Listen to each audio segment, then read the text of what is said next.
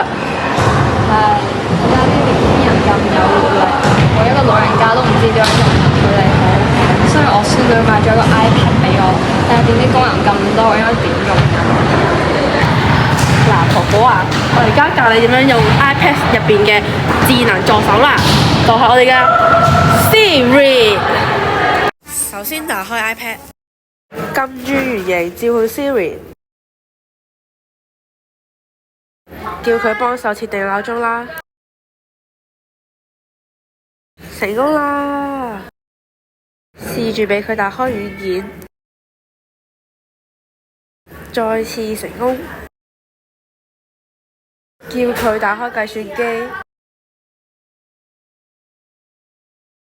真係特別方便。